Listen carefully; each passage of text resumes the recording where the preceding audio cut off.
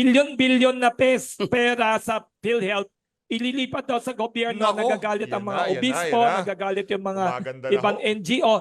Para sa tao talaga yun eh. Itinakda ng Kongreso yun para sa hindi para sa kung ano-ano. Oho. Ito'y para sa kalusugan, distinguido yun. Oh, yan oh. Marcoleta number 1. Oh, narinig nyo ho yun, ha? Marcoleta number 1. Dito sa video na to mga kababayan, wala ho munang hopya. Pandisal ho muna tayo. Shoutout ho muna dito kay Sir Wilson Lee. Palakpakan ho natin.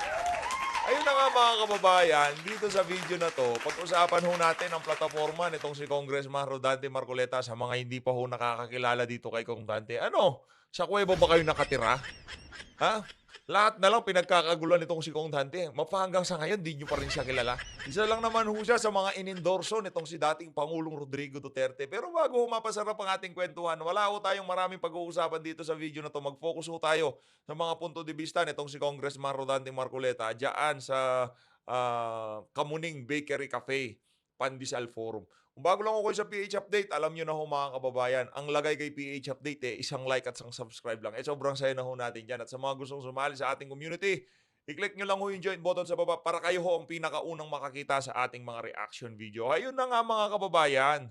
Ayun na nga ho mga kababayan, pasadaan ho muna natin ng mabilisan. Siyempre bago ho natin panoorin yung interview nitong si Congressman Rodante Marcoleta dyan sa Pandesal Forum. Panoorin ho muna natin ang pagkikita ni Kong Dante at nitong si dating Pangulong Rodrigo Duterte noong last day ng filing na COC. Ito mga kababayan, panoorin ho natin to. Grabe naman yan. Ibang klase ho talaga to. Ayos, ayos. Game. You know? Nakakulang ko yung audio kasi baka magurgur tayo eh. Ano yan? Sige.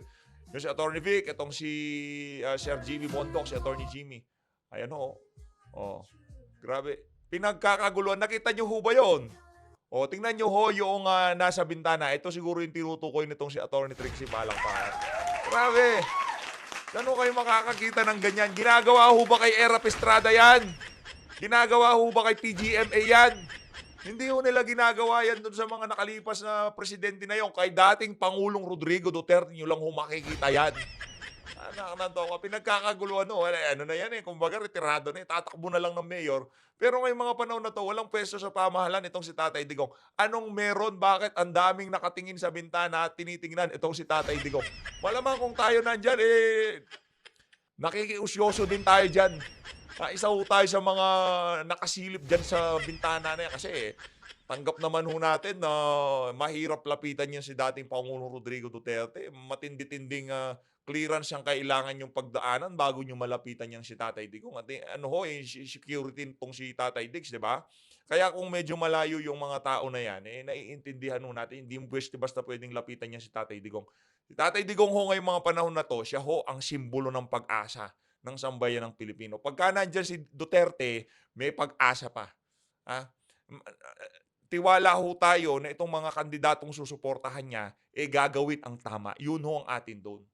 Kaya pagka yung mama na yan, tinaas ang kamay mo, napaka-symbolic niyan. Ibig sabihin, yung prinsipyo ni Duterte, yung paniniwala ni Duterte, yung paninindigan ni Duterte, naniniwala si Duterte na yan ang tatayuan mo pagka nanalo ka ng pagka-senador o pagka-congressman o kung saang pwesto man yan sa pamahalaan. Atak. Grabe naman yan, no? Ayan, si si Pio, ayan, si Kong Dante, you know? Grabe yan, no? Ang pagkikita ni Kong Dante at nitong si Tatay Digong. Grabe, no? Grabe ibang klase si Tatay Digong. Siguro hindi umabot dun sa pagpa-file, no? Kasi medyo late si Tatay Digong noong 8, eh. Pero nandyan pa rin ho, nandyan pa rin ibang klase. Saludo talaga.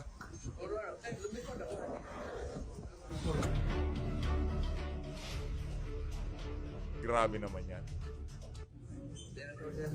General Kinsay po. General Lavernia, support you all the way there. All the way. Yan. Oy, teka lang ha, wala ko ba kayo napansin? Ba't puro general ang kasama niyo? Nako po, yan na nga ba sinasa? Puro general. Sa tingin ko, meron na naman mapaparating niya sa Malacanang pag nakita nila tong video na to. Ha, puro general eh. General La Peña. O itong si Sir Ipe. Oh, no. Suportahan natin yan, siyempre. Senator Philip Salvador. Balansihin ho natin, yun ang lagi kong sinasabi. Hindi puro utak at talino, meron na ho tayo niyan. Kung Marcoleta at... Kung yun, hindi ko naman sinasabing walang utak at talino itong si Sir Ipe, ha. Binabalansi ho natin, utak at talino, nandyan itong attorney Vic Rodriguez, Congressman Marcoleta, attorney Jimmy Bondoc, nandyan. Pagdating sa malasakit sa kapwa, nandyan si Senator Christopher Bongo, Senator Bato de la Rosa. Pagdating sa pinanindigan at prinsipyo, nandyan itong si Sir Ipe at itong si Senator Robin Padilla. Palakpakan, di ba? Balansin natin. Kahit sa laro, yung mga naglalaro dyan, pagka naglalaro tayo, hindi pwedeng mabilis ka lang. Hindi pwedeng gano'n. Dapat mabilis ka, malakas ka, meron kang intelligence, meron kang agility, meron kang strength. Hindi po pwedeng iisa lang, strength ka lang, puro ka lang. Hindi. Pabalansin ho natin itong papalapit na eleksyon na to. Meron tayong magaling, meron ho tayong maprinsipyo, meron ho tayong may malasakit.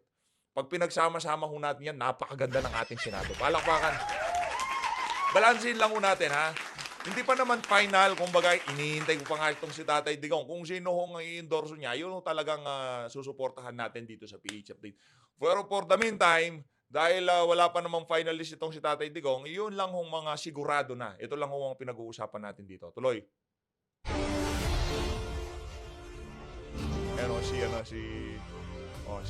Ano si Attorney Jimmy Bondoc.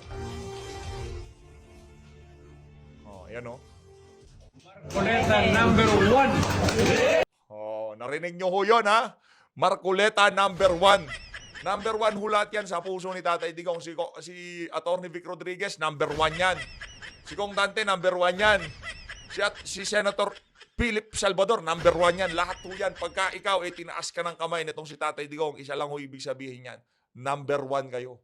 Ibig sabihin, gagawa kayo ng matino. Yung mga pinangako nyo, ipaninindigan nyo. Dalawang nga lang yung gusto nating mangyari dito sa totoo lang. Liquidation by certification at oversight function ng Kongreso. Basta yun ang naayos, panalo na hong sambayan ng Pilipino. Pagdating doon sa mga ayu-ayuda, naku po, wala akong kwenta yun. Yung, ano sabi nitong si Bam Aquino? Naku, yan na nga. Mamaya, ipapasok natin yung si Bam Aquino. Umpisa na ho natin yung pagre-react natin sa mga sasabihin ni Kong Dante dito sa video na ito. Saludo. Galing. Ang laking bagay ho nun. Ang laking bagay niyan na isa ka sa mga kamay na itataas ni dating Pangulong Rodrigo Duterte. Alam niyo mga kababayan, kahit sa anong larangan, no? Kalaban ho talaga nitong mga politiko na to, alam niyo pera at impluwensya. Lahat ho ng nakikita natin na yan na kay dating Pangulong Rodrigo Duterte, kumbaga napagtagumpayan ho nila ang tukso ng pera at impluwensya na kayang i-offer ng administrasyon na to. Malamang sa malamang yung ilan dyan, kinausap yan ng administrasyon para sumama sa senatorial slate nila. Dahil yung iba ho dyan, may impluwensya yan. Kahit ano pa na masabihin nyo. Baka ito nga si Senator Bato at Senator Bongo, di ba?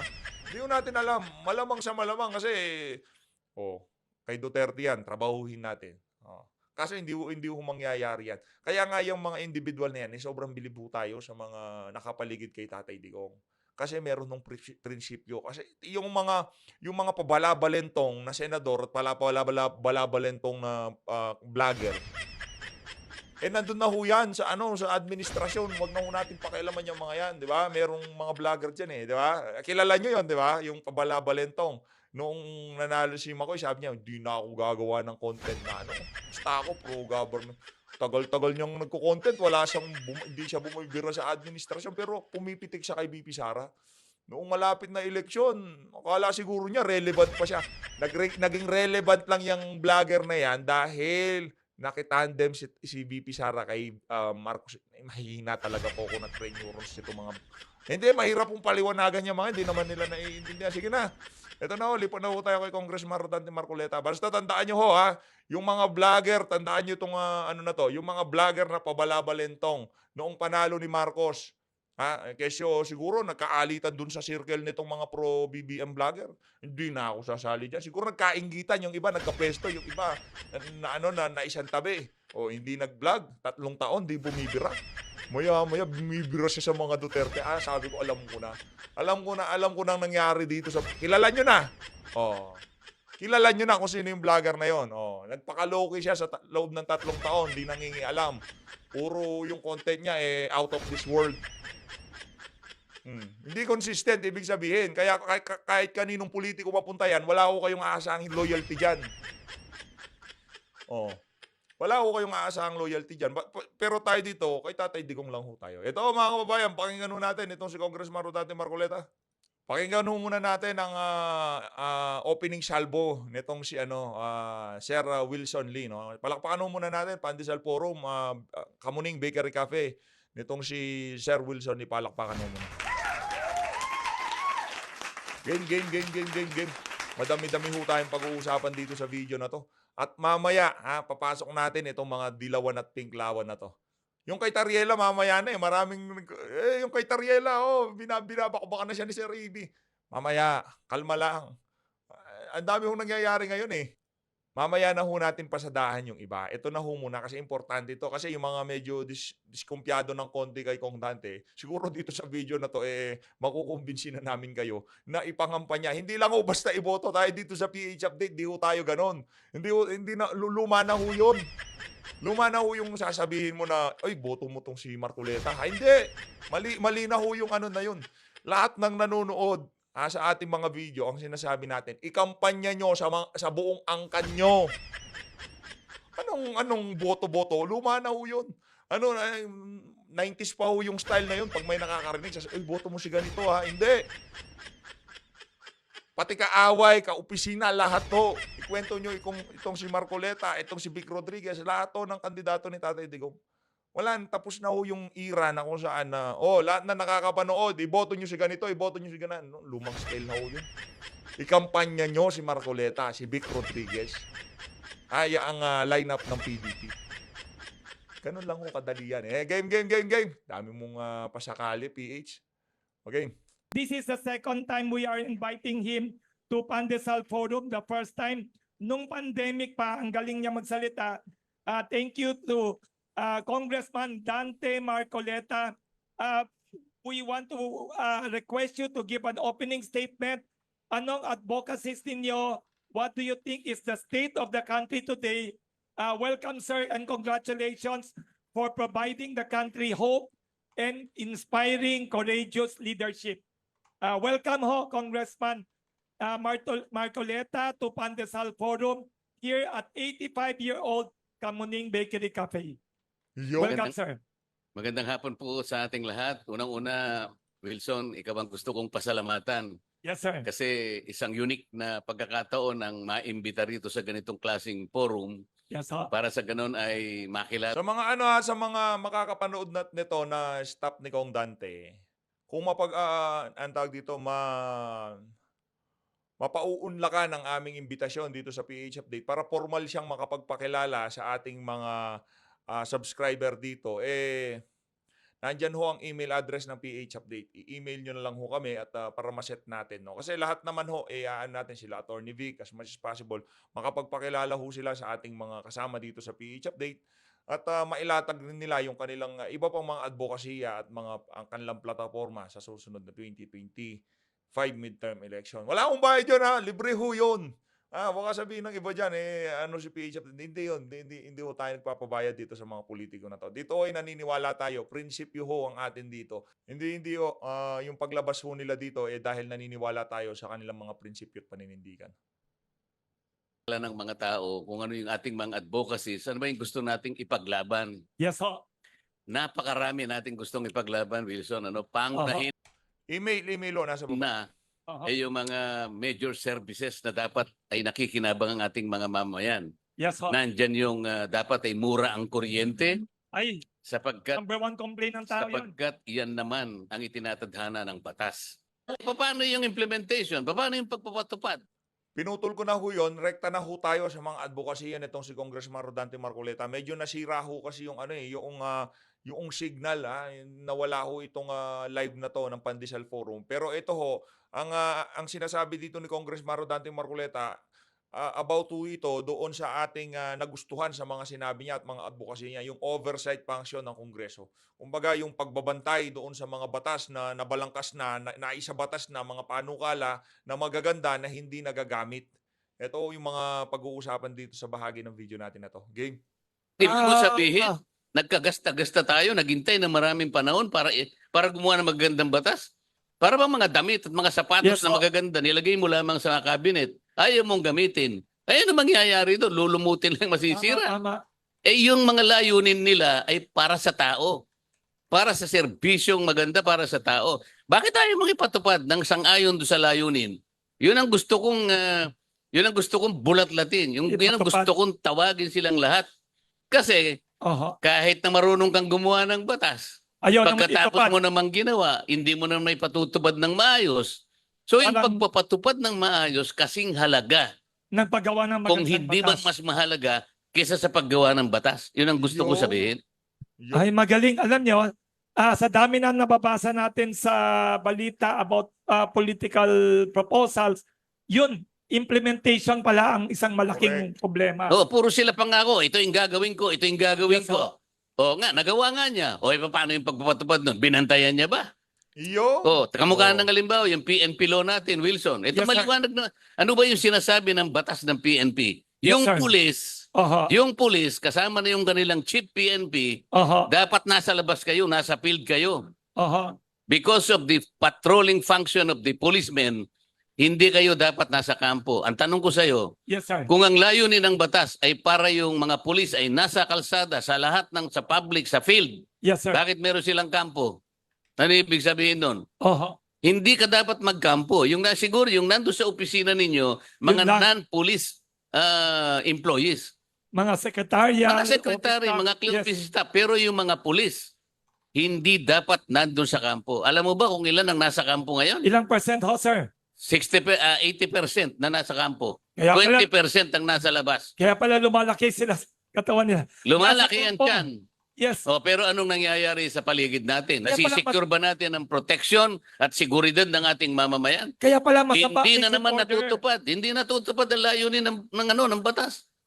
Kaya, Sa labas kayo lahat kanya. Yung Oho, visibility, kailangan nandiyan kayo. Eh bakit 80% nasa kampo? Sagutin mo ako dyan. grabe. Kaya pala, sir. Oh, Nakita ko kagabi may pinakita sa Pasig. Nasa motorsiklo, pinatay ng 2 kriminal, ninakaw yung motor. Bad fixed order, tama. Maganda yung mga reforma na isinusulong ninyo, Congressman Marcoleta. May tanong naman dito, sir. Ano ang magagawa natin naman daw para kasi this week daw ho is mental health week and also cooperative week. Sa health issue, may complaint yung mga ibang sektor ho. Yun, bilyon-bilyon na pera sa PhilHealth, ililipat daw sa gobyerno, Nako, nagagalit ang yan mga na, yan na, obispo, yan na. nagagalit yung mga Maganda na ibang ho. NGO. Anong pananaw ninyo? May kaso sa Supreme Court pa to stop it. eh yun nga, may kaugnay din na naman sa pagpapatupad eh. Puro Oho. sa pagpapatupad ang pinag-uusapan natin. Yes, sir. Yung PhilHealth, Yes. kasiguruhan yan sa kalusugan ng lahat ng mamamayan. Oho. Kaya nga nagtalaga tayo ng pondo para ganun tugunan. Para sa ganun, sa lahat ng pangangailangan pangkalusugan, Oho. pangmedisina ng ating mga kababayan, pang-ospital, kahit papano'y matutukan. Oho. Eh bakit itanong natin sa kanila, bakit inipon ninyo yung pera na yan? At pagkatapos hindi nyo nagasta, ang daming utang ng PhilHealth sa mga ospital na dapat sana nakatutok sa pangangailangan pangkalusugan ng mamamayan, ba't nyo inipon yan? At pagkatapos, isosoli nyo sa treasury. Saan ka naman nakakitang ganun? Eh para sa tao talaga yun eh. Itinakda ng Kongreso yun para sa hindi para sa kung ano-ano. Oho. Ito'y para sa kalusugan, distinguido yun. Ganun. Oh. Ano na naman ho yun? Oversight na naman ho yun. Pagpapatupad na naman ng batas, di ba? O yung iba, yung ang ginagawa nitong ginawa ng administrasyon na to, iniikutan ho nila yung ano na yan, yung batas na yan. Kaya yung pondo daw na galing sa pamahalaan, galing pa rin sa pera ng taong bayan yun. At saka yung contribution nitong ang tawag dito, nitong mga miyembro naghalo-halo na daw. Kaya yun ang naging dahilan ata. Correct me if I'm wrong kaya pwede nilang kunin yung 90 billion na yon sa PhilHealth. Ibang klase, di ba? Talagang naikutan nila. Meron din naman pera ang sambayanan dyan. Meron meron din naman na galing sa pamahalaan dyan. Galing pa rin sa tao. Ang pag-usapan natin dito, ano ba talaga ang mandato ng PhilHealth? Ano ba talaga ang nakasaad sa batas kung sakaling merong ganyang kalaking pondo na nakatenga lang ang PhilHealth, di ba? Ano nang ibig sabihin na, alam mo, Yes, sir. itemize. Ibig sabihin, huwag mo nga alisin dyan. Huwag mong iibahin ang qualification niyan. Huwag mong iibahin ang pagkagamit niyan. Nakalagay lamang dyan sa pangkalusugan. O paano ang pagpapatupad? Sablay na naman. Tama, Sabi- O tama. yung kooperatiba. Oho. Anong koneksyon ng pagpapatupad? Paano mong ipatutupad yung Oho. cooperative law na nagawa? Oho. Alam mo, yan ang pinakamatandang batas sigurong alam ko eh. Ah, Malagay ko oho. 40 years ago, Oho. yung Cooperative Act ay nagawa na ng ating bansa. Mayroon na noon. Ano yung layunin? Ano yung layunin? Palagi ako doon sa layunin, Yes, Wilson. sir. Yes, sir. The object and declared policy of the law Yes, sir. ay strengthen yung ating mga cooperative sapagkat sila'y nasa forefront nung pagpapalakas ng ating economy. Ah. Malaking bagay sila. Hindi sila pwedeng itsapuera.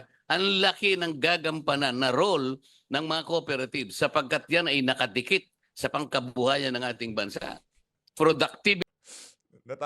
Wait lang ha, natatawa ako dito sa mga post ng mga political vlogger. Grabe, linanggam itong si Tariela. Mamaya ka sa akin, Tariela. Naka-ready na yung tab ko sa'yo eh. Naka-ready na yung tab ko. Mamaya ka, mamaya. Excited na nga ako Hindi eh. pataasin mo. Yes, sir. Paano makakaganap yung cooperative, yung ating opisina ng cooperative, magkano ba yung budget niya? Kulang pang-regulate. Ah, May regulatory function, meron pa siyang promotion function. Sa regulatory lang, hindi niya na kayang regulate dahil wala kung konti ang pondo niya. Paano niya ipopromote ang interest ng cooperative? Sa mga tweed, pati yung interest ng cooperative movement in this country, oho.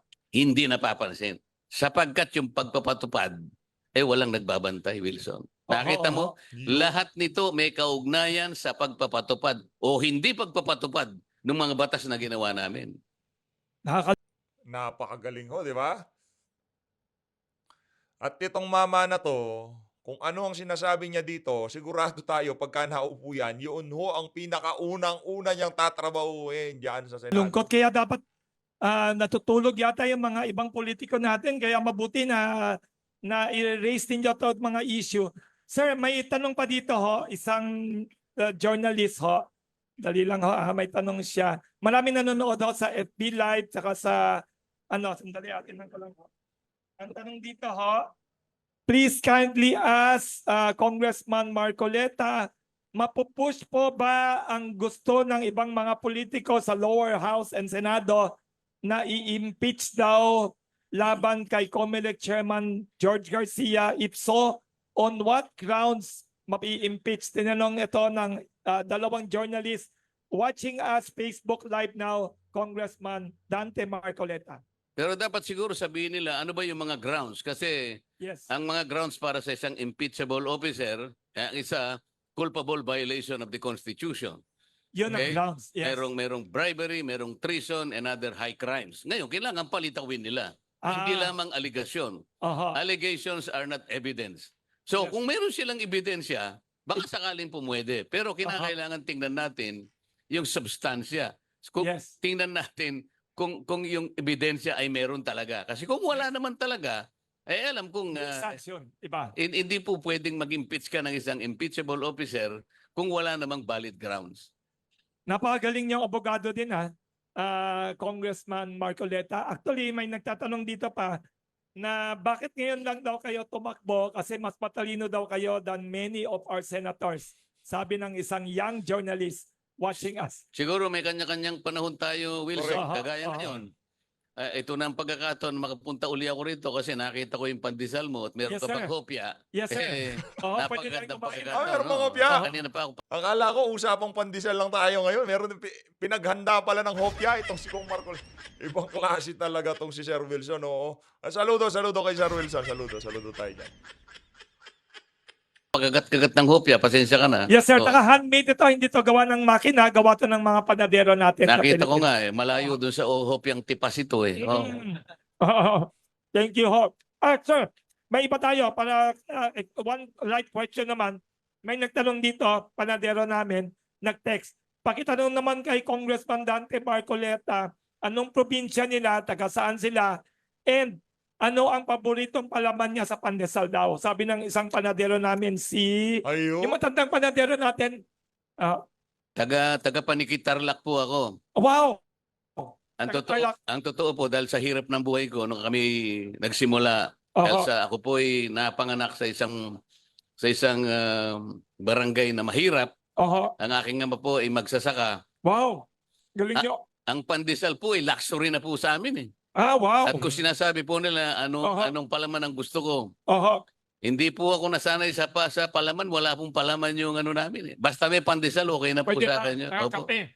Kung minsan kahit wala na pong kape, basta may pandesal ka lang, okay na po yun. Ay, wow! Kung may kape ka, bonus na po yun. At Really? kung meron kang palaman, Oho. 2 bonus na po yun.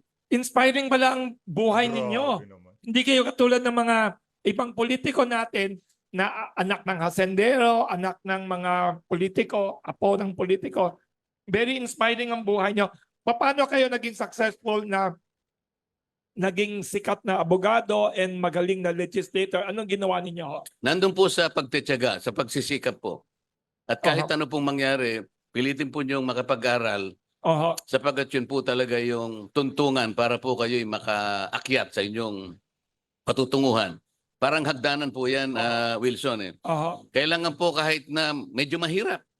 Pero huwag kayong susuko. Ilaban po ninyo at nakakaasa po ako sapagkat lalo na po kung meron kayong paniwala sa Diyos at Oho. gano'n naman po tayo, religyoso tayong pare-pareho. Oho. Alam ko po sa pagtitiyaga, pagsisikap, ay talaga pong makukuha niyo po ang minimithi ninyo sa inyong buhay. Ganun po ang aking naging pasimula. Kaya pala malapit sa puso nyo mga magsasaka, milyon-milyon na magsasaka sa Pilipinas. Hindi pala to rhetorical, political rhetoric. Talagang tatay nyo mismo magsasaka. Opo, Ano pangalan ng tatay, nanay ninyo, ho, sir? pareho na po silang namayapa, Wilson. Oo. Ang tatay ko ay Pacifico Marcoleta Senior at ang aking nanay ay Candida Dizon. Nakita ba nila na naging abogado kayo? Na buhay pa sila? Yung ama ko po kasi ay namayapa ng mas maaga kaya Bigyan na abutan na. malapit na po abogado. akong mag-graduate sa law nung namatay siya. Pero ang akin na nakita po niya yung maging abogado ako. Pero hindi niya po ako nakita Oho. na napunta sa Congress. Na Wow. madali po, maaga po silang namatay. Namatay. Pero napaka-inspiring ang buhay niyo, ho, sa lahat ng magsasaka at lahat ng tao sa Pilipinas. May nakita kaming nakita ko sa Facebook saka sa TikTok, inendorso kayo ni Pangulong Duterte. Nakita ko, pinupuri kayo na mapagaling kayo. Opo, ako po ay nasurpresa sapagkat Oho. pagkatapos po na naipile ko yung aking COC, Oho. ay nakatanggap po ako ng text message mula sa staff ni dating Pangulong Oho. Rodrigo Duterte kung po pwede po ay pumunta po ako sa isang lugar na Oho. isa pong very modest restaurant. Oho. Malapit lang naman po sabi po ng Waze mga 10 minutes lang. Wow. Sabi niya kung may time ka lang naman baka gusto mong magkita naman tayo at Sa Metro Manila. magkumusta. Doon po sa malapit sa Ermita lang po ito. Wow. Yun, pinuntahan ko po at yun nga, sabi niya, gusto kong suportahan kita sapagkat naniniwala ako sa iyong mga ipinaglalaban. Nagpasalamat naman ako, Wow. Wilson. Kumalat yung video na yun na pinupuri kayo, ho. Marami po siyang sinabi na tungkol sa pagtakbo at pagsuporta po niya sa akin. At ako po ay nagpapasalamat. Isang sorpresa para sa akin na napaka-busy rin niya. Oho. Malayo po ang pinanggalingan niya at nakuha po niyang paalalahanan ako at para lang sabihin niya ng personal na susuportahan niya ang aking kandidatura. Thank you. May tanong dito, ho. Pakilala mo sarili nyo. Ang paborito niyang tanong, dito ba? Dito muna, sorry. May microphone? Kasi Oo. Good morning po. Cassie Cruz po sa tuklasin-natin.net and Good DizXL. afternoon na po. Good afternoon. Sorry. DizXL ang ating katipunan po every Sunday. Anyway, sir, ito tinanong ko na rin kanina sa unang panauhin ni Sir Wilson kay Senator Amy Marcos. Nagpa-interview din nung si Amy Marcos. Mamaya pakinggan natin kung ano sasabihin ni Amy Marcos. Pero 100%, ano, mambubudol na naman. Ngayon po, sa pagharap niyo po sa taong bayan bilang senatorial candidate, malaki po at umiiyak na po ang taong bayan po dahil sa mahal po ng pagkain at mga public Oo, utilities, kuryente at kuryente. tubig. Malaking porsyento po kasi na kinikita ng taong bayan ay napupunta po sa pagbabayad lang ng mga utility bills. Ano po ang nakikita ninyo? Payag po ba kayo na i-repeal ang IPIRA? At ano po ang take ninyo about the Energy Development Plan na magkaroon po sa ating bansa, particularly yung nuclear energy development plan at yung pagbabalik ng pag-manage ng public utilities sa government. Kasi ngayon po, masyado pong nakikinabang ang mga oligarko, ang pribadong sektor dahil hawak nila ang buong industriya po ng kuryente at tubig. Thank you, Cathy. Congressman. Napakarami pong dapat na gawin. Unang-una, tama naman po na dapat ay i-amend yung ilang bahagi ng EPIRA. Mm. Lalong-lalo na po yung section na kung saan ay pinayagan po yung mga distribution utilities na magkaroon ng pagmeme-ari doon sa mga generation companies. Sa aking palagay po, ay merong conflict of interest doon eh. Halimbawa po, kung ang isang distribution utility, meron siyang pagmeme-ari kung ng ilang porsyento, halimbawa sa stockholding, nung gumagawa ng kuryente, nangangahulugan, mas gusto niya doon bumili. Hindi siya bibili doon sa isang kumpanya na wala Correct. siyang Tama interest naman. doon. Halimbawa, kung yung wala siyang interest, mas mura halimbawa ng piso per kilowatt. Eh, mapipilitan siyang bumili doon sa kanyang kaalyado kasi meron siyang interest doon eh. Kaya yung pong pinag-uusapan natin, kung sabihin nila ay competitive selection process, hindi po masyadong natutupad yun eh. Paano ka magkakaroon ng tinatawag na competitive selection process? Eh alam mo na, kailangan bumili ka doon sa pinsang buo mo eh. Kasi meron kang pag-aari doon eh. Yung interest mo uunahin mo. Pero kung wala yung provision na yon, baka sakali na yung competition manaig. Ilang beses pong nabanggit sa EPIRA yung salitang competition, kung alam po ninyo. Wow. Baka hindi po nyo binabasa yung batas. Ako, nireview ko po yung kabuuan ng batas. The word competition was mentioned 11 times. Ano pong ibig sabihin yan? Yung mismong batas na yun, nagsusulong na dapat magkaroon ng competition sa electricity industry, sa energy industry. Bakit? Ang layunin po talaga bumaba eh. Kahit kailan hindi po magkakaroon ng competition, yun ay isang blockade. Pagkatapos po, pati po yung methodology kung paano kinukwenta ng Energy Regulatory Commission yung electric rate na papayagan niya sa distribution utility na singilin niya sa bawat consumer. Iniba po nila yung methodology. Dati po yung methodology nakabase sa actual cost ng distribution utility. Ngayon po, plano pa lang ng distribution utility, babayaran mo na. Sa makatwid, plano pa lang eh. Hindi man tatanungin ng ERC kung yung plano natupad o hindi. Sukat na naipakita niya na, hindi ako walang brownout ngayon ha. So performance-based kanya. So tama yung aking plano. Bayaran mo ako. Ang dami pong dapat na system loss. Yan, Wilson. system loss. Ano po yung system loss na binabayaran po nating lahat? Yung po ay kasama dyan yung ninakaw na kuryente. Kasama dyan yung technical loss. Halimbawa, sumabog yung voltahe ng gumagawa ng kuryente. Nabakbak yung mga kuryente. Nagkamali yung accountant nila. Nagkamali yung billing clerk niya. Nasira yung metro. Lahat ng losses ng isang kumpanya sa kuryente, tayo magbabayad. Wala Grabe tayong naman pala yan. kinalaman doon sa losses nila. Mayroon pong decision dyan ng Korte Suprema, Wilson. Yes. Ang sabi niya, lahat ng expense ng isang public utility na hindi naman pinakinabangan ng consumer, wala ang karapatang singilin sa kanya. That is unequitable and that is unconscionable. Decision po ng Korte Suprema. Pero hanggang ngayon, hindi pa na-implement. wala pong natutupad yan. Kaya nga ang gusto ko, baka naman matupad ang aking pangarap ko. Yes, sir. Aking pangarap. Makarating ako sa Senado, ihingin ko kaagad kung sino man ang Senate President. Yes, sir. Mr. Senate President, pwede ba mong ibigay sa akin yung Committee on Energy? Importante yan. At pagkatapos, ibigay mo sa akin Yung ng Blue consumer. Ribbon Committee. Ang galing. Yun! Kasi, diyan yung Hindi sinasabi nun, ko sa yung Tapos ang vice chair nitong si Kong Dante, itong si Atty. Vic Rodriguez. Palakpakan.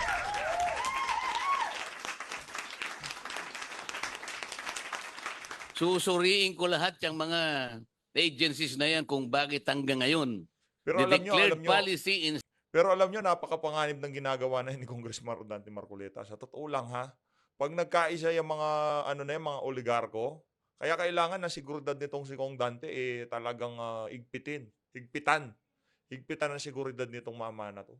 Kasi base sa mga sinasabi niya, babanggain niya yung mga malalaking power generator company. Yung mga power distributor. Talagang babanggain ho niya. enshrined in those good laws that were enacted by Congress. Not implemented Bakit yet. ngayon? Bakit nga? Alam mo ba kung kailan Yes, sir. nagawa yung Magna Carta for public school teachers? Do you have an Bakit pala? idea? Wow. Do you have an idea? No idea, sir. 1966. Wow. Oh, May ganyan pala. ano nakalagay sa baka humaba lang. Ano nakalagay sa Magna Carta for public school teachers? Grabe. Kailangan po yung sahod nila naka-index sa cost of living, Hindi pa Which- ginagawa yan. which the Secretary of Education should regularly submit to Congress an appropriation para sa ganun kung tumaas po yung cost of living, Ina-adjust dapat automatic. naka-adjust po yung kanilang salary. Ang galing. Grabe. Meron pa palang pong ganun. nakalagay na special hazard pay. Kung sakasakali pong nasa Para sa mga guro, naririnig niyo ho yan. Isusulong ho yan ni Congressman Dante Marcoleta. location, wala pong nangyayari. Yung ibang mga dilawan at pinklawan na senador, lowest in math and reading. Hindi naman ho nila tinitingnan yung kalagayan ng mga guro. Itong si Kong Dante, syempre, pagka masaya ang guro, ganadong magturo yan. Mas pagkagagalingan niya magturo. Kasi sapat naman pinag-aralan. Kaso habang nagtuturo yan, ako po, kasi paano ako bibili nito ng pangsigang o pang-ulam mamaya, kulang na yung sweldo. Di ba? Pero pagka kumpleto ang sweldo, akma doon sa cost of living, kung saan man siya nakadistino. Di ba? Walang problema yung mga guro. Meron pa silang mandatory medical and examination and medical treatment and hospitalization. Nangyayari po ba to? No. 1966. Ilang taon na po yon? Almost 60 years na. 50 Ayun ang years na. sinasabi. Wow.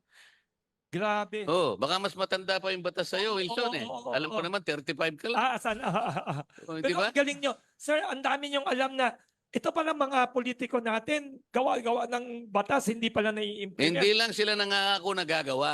Unang-una, yung pangako kaya nilang gawin. Oo. Naku! Titingnan nyo muna kung qualified sila na gagawin. O palagay mo nang nagawa. Napapako lang. O, Pangako. nagawa na. O, paano yung implementation? Oho. Bumili ka ba ng kotse para ilagay mo lang sa parking lot mo? Gamitin mo. Para pakinabangan ng pamilya mo. Sir, Sir, Hindi naman ho pwedeng di natin sundutan itong mga na to. Sundutin itong mga pinklawan na to. Narinig nyo ba ang sinabi ni Congressman Dante Marcoleta? Kayong mga, Hoy Shell, pinag-grinder mo na ba yung ngipin mo? Itong si, tawag dito? Itong si Coco Pimentel. Kiko Pangilinan. Yung mga pechay mo, diniligan mo na ba? Yung pechay ni, pechay, yung gulay ha, kayo. Ito naman si Bam, nakapagpagpag ka na ba? Dami yung problema mga brad. Alam mo, may hirap na hirap kayo. Kung feeling namin hirap na hirap kami dito sa mga eleksyon na to.